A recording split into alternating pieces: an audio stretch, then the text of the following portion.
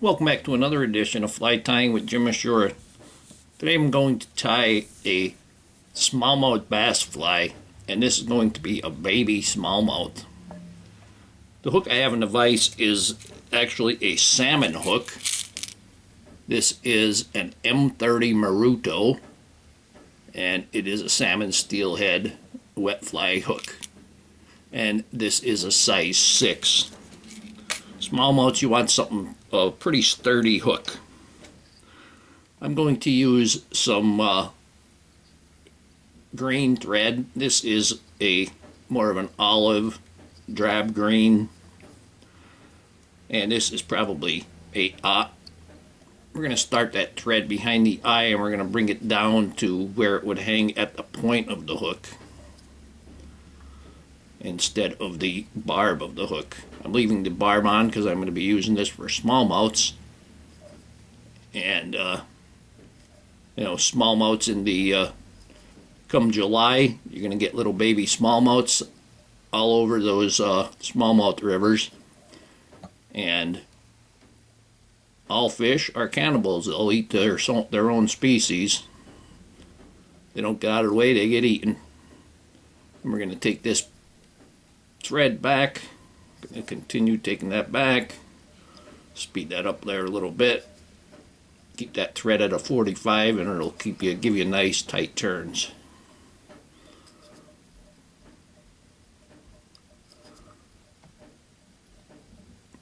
There we go. Break off that excess. First thing I'm going to put on is the rib, and I have a number 16 pearl tinsel. A number 14 or a number 12 would also be good. I'm going to tie that in, and we're just going to let that hang off the back there. We're going to bring our thread back up to the front, and I'm going to stop right about where the bend back on that hook is. Now for the body, I'm going to use a white. You can use yarn.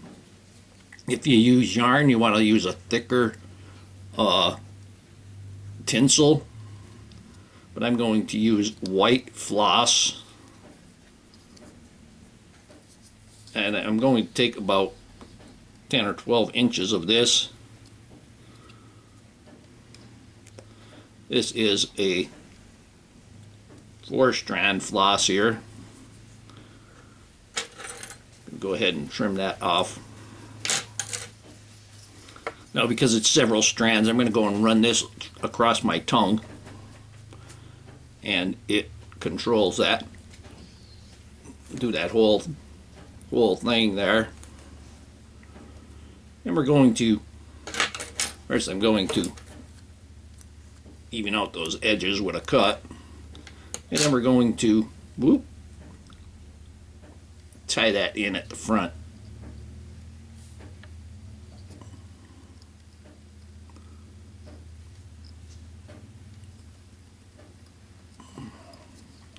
Let's give it a few ties, and I'm going to use my bobbin cradle on this because I'm going to rotate my vise. So I'm going to go ahead and give it a whip finish.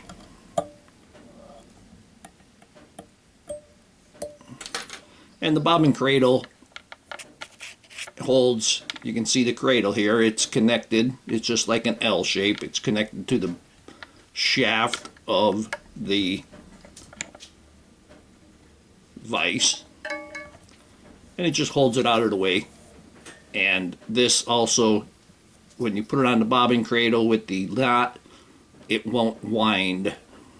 It's not going to climb the hook, the thread. I'm going to go ahead and wind the thread back, or the floss back, rotating the vise gives you very, very good control. And we're going to come forward.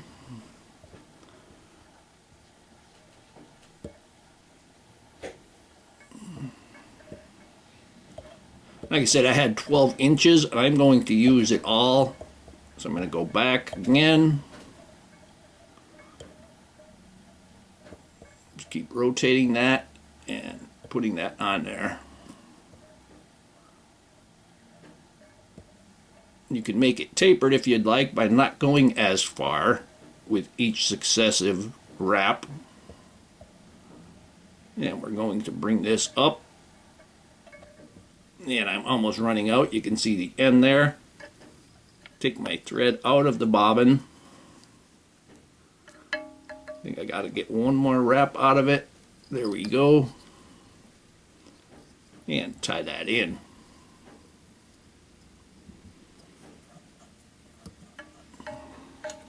Little baby bass and little baby panfish, a lot of them are going to be very pale in color. Now we're going to take the, going to go ahead and give this another whip finish. Put that back in the bobbin cradle. And now I'm going to rotate the vise on the tinsel. I'm going to put a couple of wraps on the hook itself, and then I'm going to move it forward. And then you palmer it forward.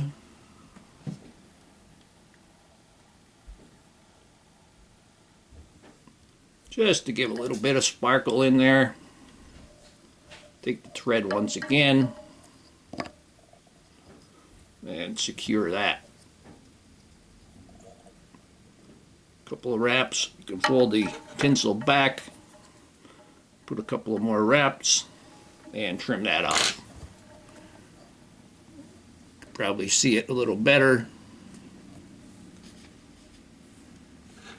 Okay, now for the throat, I'm going to use, this is from a strung saddle hackle, and this is an olive. It's pretty drab color itself. It's almost a dry fly quality, except that they're so big. I'm going to give it the crew cut. Go ahead and kind of get it to the size hackles I want first. That's about good. You want to try to get the hackles only to go back maybe halfway or so. But if you do have a longer hackle and you go back the whole length of the body, that's not really a bad thing either. It's still going to fish well. I gave it that crew cut. Go ahead and trim that a little bit more.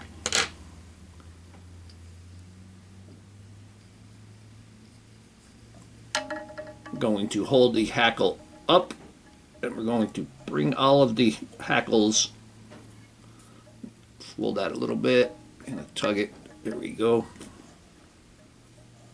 Bring all of the hackle to the one side.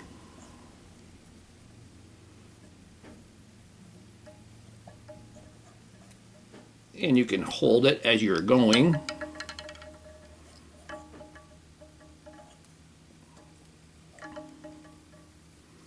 And just give that a couple of turns. 2 or 3 turns. I'm going to go one more. We're going to tie this off. Move my cradle out of the way there. I'm going to hold everything back. One more on the bottom. There we go.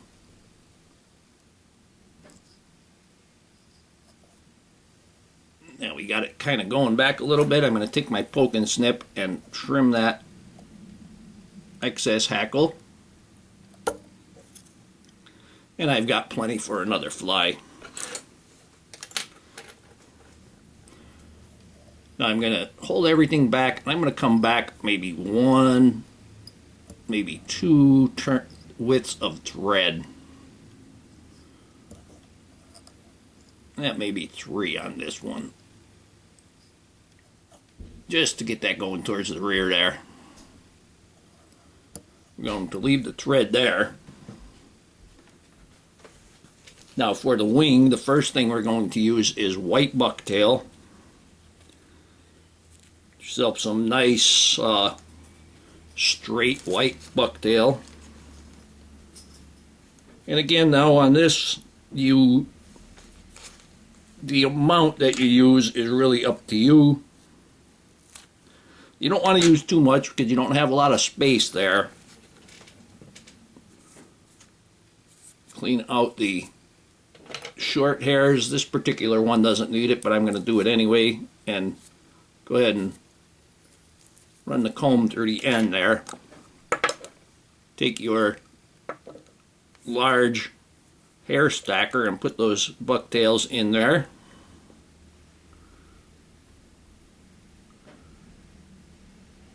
And get them all in. I kind of wiggle it.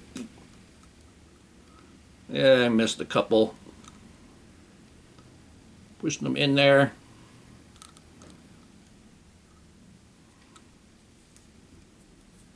Get a couple of them stray there. There we go. Go ahead and tap it a few times.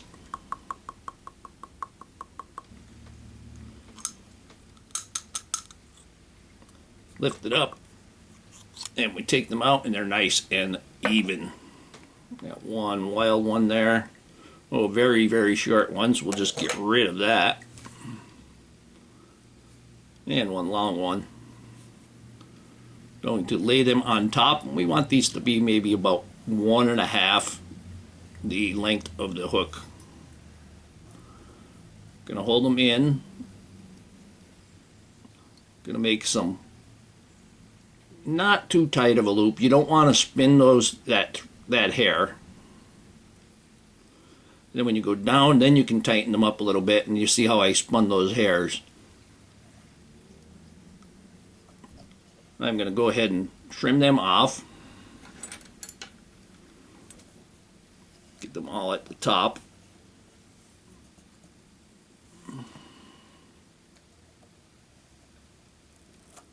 Trim them off relatively close. And we can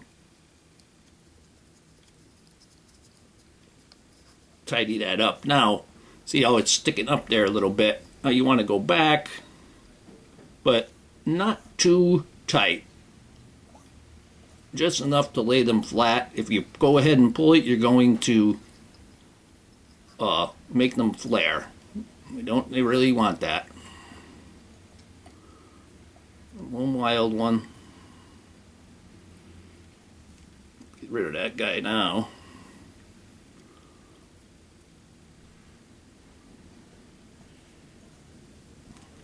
Go ahead and cut that off. I'm going to put another color on top. So now we're going to use another color of bucktail. You can use a brighter green and then a darker green, or you can use this lighter, little more drab colored green, and that's what I'm going to use on this one.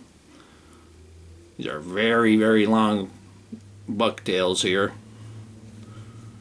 from the sides of the tail. So the amount you have here doesn't necessarily equal the amount you have up top. I'm going to take them, I'm going to trim them off completely.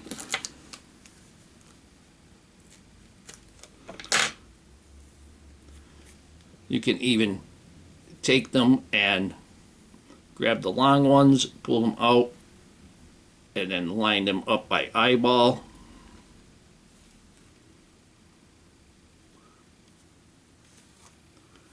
A little better. Getting rid of the loose ones. Gonna put these in the hair stacker again. Actually, if you touch them at the top here, it kind of helps get them aligned. We're gonna go ahead and take that long one out. Grasp them all, and then you want them the same length. I'm going to place them right on top of the white. Loose ones at the top. And then you can tighten them up when you go down. They're not flaring, but I am pulling. Go ahead and trim off those excess. Now we can go ahead and take that third color, which is going to be the darker color, and this is from the green dyed bucktail, so they're going to be kind of all of it. We're going to take a small bunch of them,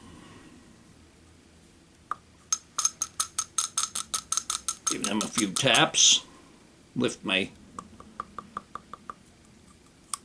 tube a little bit, and here we go. Pull out any loose ones. We're going to put this right on top.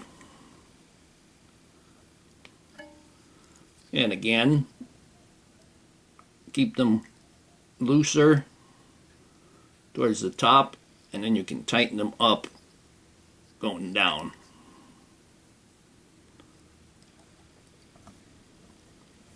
I'm going to go ahead and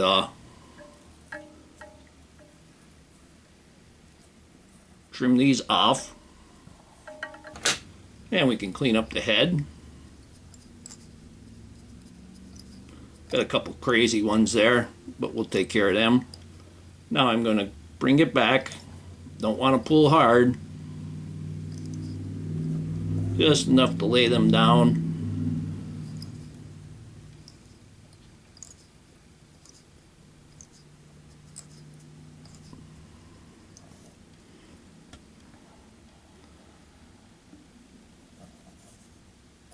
There we go. I'm going to give it a whip finish.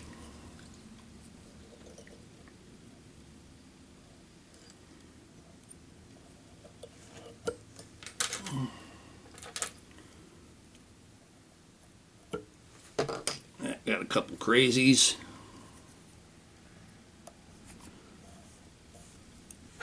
Now those coupled on the front, I'm just going to use my lighter. I'm going to protect everything. And away they go. I'm going to put some eyes on there. We got these red 3D eyes. Smallmouths with the red eyes.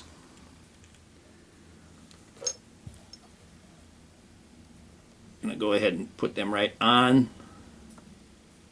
the head.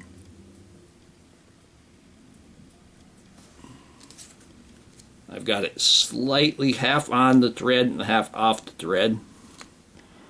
Get this one on the same spot, half on, half off.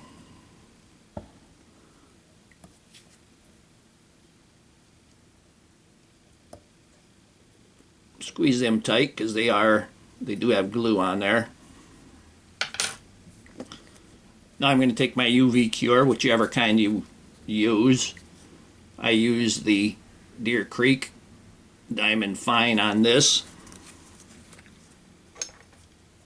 Actually going to hold those hairs down just so I don't get a stray one, and just let this come out, going right between the eyes first.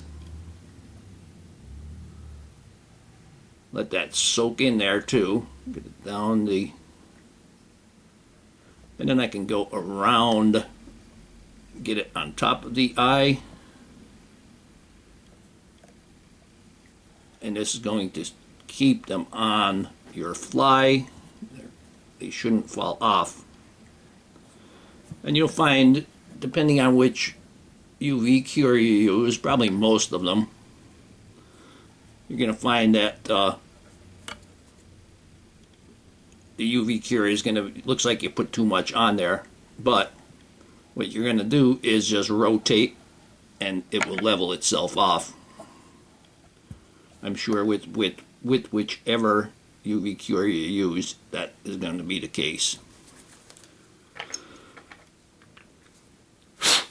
Whew. Close that up. You can see it dripping towards the bottom there. Just going to rotate that. I moved the eyes just a little bit, so I'm going to use my bodkin needle to kind of get those eyes back in place.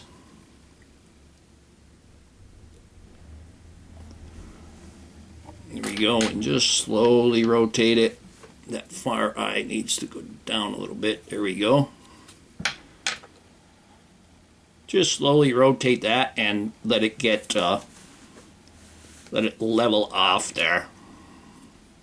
Then we'll take our UV light and hit that with the UV light.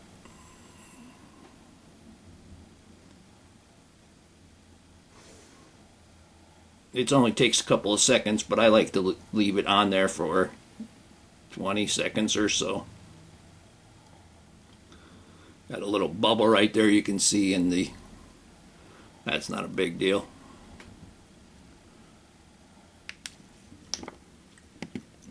Now with the Deer Creek, this is 100% tack free, but with a lot of others it's not 100% tack free. So what you do is you take your hard as nails and just put a coat on there. If you're using UV, you know that you have to do this or not. Here we have a beautiful baby smallmouth. Like I said, come July, August, they're going to be this big, 2 inches or so, and they're going to be food for all the other fish, most definitely.